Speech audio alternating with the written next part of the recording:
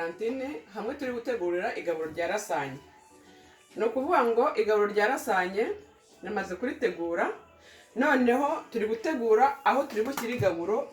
Ibiryo bimaze gushya, rasanye tumaze kuzihisha, aho turi muri kuzitegura tubishyize mu bikombe se tukabitegura mbere ko tujya kubishyira ahangaha ku meza. Ahangaha ku meza turi bubirire.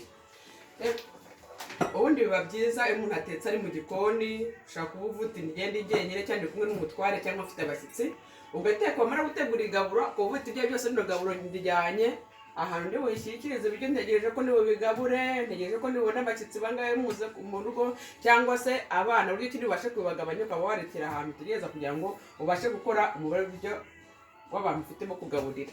Ahangaha niho nateguye kuza kurishyira mbere y'uko rijya kumeza kurigabura. Urabona hano hari imbuto, umuntu ashaka kurya imbuto nyuma yo kurya, mu gihe nta riherekeza igaburo ririmo umunyu, ukaba wafata nk'icyo kirimo isukari, ibyo bita hari deseri. Hano mu rurimi rw'umuti babyita yarikiruwoka. Murabona nagerageje kudutegura amacunga atandukanye. Ushaka kuba warifata ukarikatisha icyuma cyangwa se ukaba warikamura bitewe n'uko ubishaka. Hano rero ntacyo niba bitinde mvuga cyane, biraterwa n'uko umuntu ari mu gikoni ari buvuge. Hano ni mu gikoni kwa Valentine. Twakomeje ubwo nategura nabiteguriye hano. Urabona ko hakiri icyuma na kato nagiye mpateraho byose, ubu namaze kubitunganya. Noneho ngeze hano mu gikoni. Aha rero nafashe isafuriya, murabona ko hano hari isafuriya, nashyizemo amavuta. Hano ngiye kuhakorera isosi yarasanye ikoze mu ifarini, ndi bushyiremo n'umunyu. Ubishatse ku bantu bakunda amata washyiramo amata, ariko ngende kubera ko abantu bose badakunda amata cyangwa hari abafite allergie, ndi bukoresha ifarini gusa ku muntu waba utayafite. Hano ndahategurira izi mboga z'amashu na karoti imwe nababwiye namaze gukatakata. Noneho ndashyiramo amavuta ariyo yayangaya, nagiye kuyashyira mu kirahure kugira ngo mbashe kuba nasuka hano mu isafuriya. Sukemo nkurikije ubwinshi bw'abantu ndi bugaburire. Noneho cyane irindi ry'ikiga cyanjye, urabona ko ni kweziniyeri ngiye ndi gutekaho. Ujya guteka ntabwo nakorerwa misoro, biterwa n'igikoni umuntu afite. Ushobora kuba ukoresha amakara, inkwi cyangwa iki. Ngewe hano mfite kweziniyeri. Ubu rero isafuriya ni iy'amashu. Aha naho ndakoresha ifarini. Ifarini ngiyi ndi bukoreshe, murabona ni ifarini ngiyi nakoresheje nk'ikirahure kimwe. Nshyize muri kamizirete ndayisuka hano. Nimara kuyisuka irimo amazi. Yafite amazi hano iwanjye mu nzu, amazi ndayafite.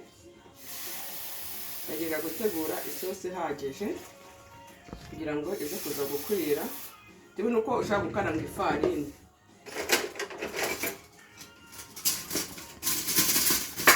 Ukaranga ifarini cyangwa se ukayitoba ukayigenda ushyiramo agakoma ugenda ugakaranga. Iyo ukaranze ifarini birushaho guhumura neza, ariko kugira ngo byihute ndakora igikoma. Ni ukuvuga ndi gukora igikoma.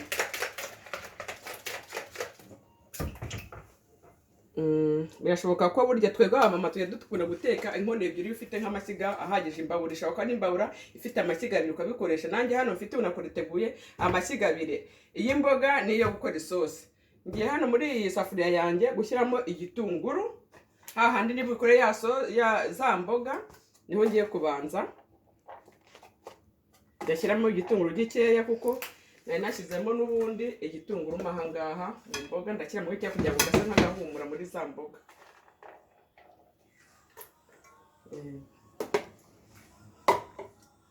Izi mboga rero ikintu ndi bukoreshe, mfite maji ebyiri ngizi murazibona. Mfite kino kirungu dufite paprika, bikuze kuba biri mu isoko. Iyi ngiyi ni tungurusumu iseye. Abandi ufite n'isosi ya maji ndi busuke muri za mboga, ariko utayifite nta kibazo wakoresha zino maji gusa mfite mu ntoki.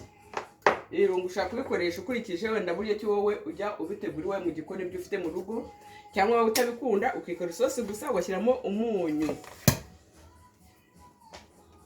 Ndibwira ko turi kugendana. Hano mfite ibimamuro byanjye bibiri namaze gutegura. Ikimamiro ndi butekeshe ishu n'ikimamiro ndi bukoresha hano ku isosi. hanateguye umunyu. Hano mfite umunyu nkunda gukoresha. Uyu munyu nawo nabona kubabwira ko ari umunyu ku bantu bagira ikibazo cya tension, ugabanya tension, ugabanya umuvuduko w'amaraso. Sinzi nimba hari ahandi ujya ukunda kuboneka ari ku gihugu ndimo, ku bantu tubane n'aha ngaho baba bawubona. Ndagerageza kubereka abantu benshi kuko nzi ko abantu benshi bafite ikibazo cy'umuvuduko w'amaraso witwa Panesuwora. Uyu munyu urafasha cyane. Mu mavuta ari wawubona mu isoko yafasha, nkaba namurangira nawe. Niwo ndi bukoreshe rero nteka.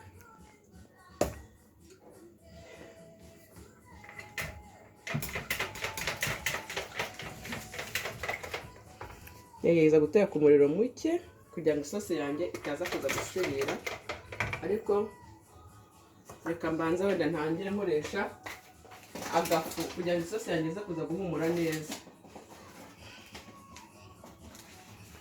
Kugira ngo isosi yanjye ihumure neza, nshobora gutangiza kano gafu.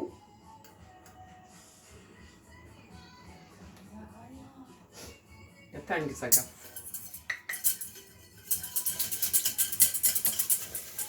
Ako shyiramo gake gake nkagenda ngerageza kuvangavanga kugira ngo bitaza kuza kunshirirana.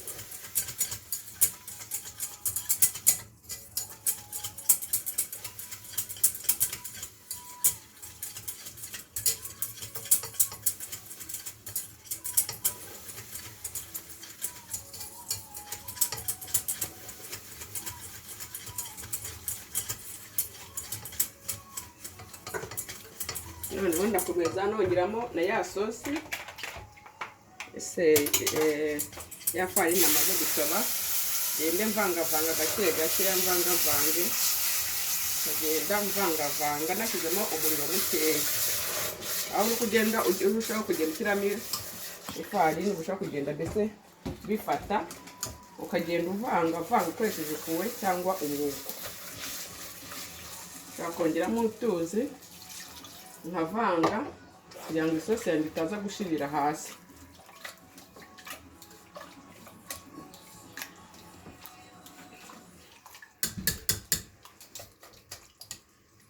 Isosi ni ukuvuga ndi gushyira kuri 2 ku muriro kugira ngo itaza kuza kunshirirana. Noneho nkavangavanga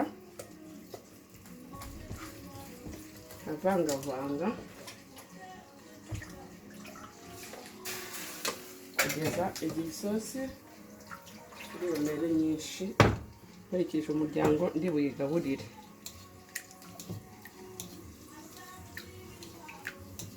Nshyize ku muriro mukeya, noneho ndongeramo amazi.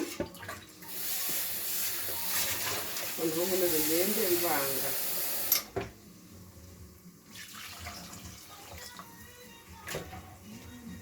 Ngenda mvangavanga.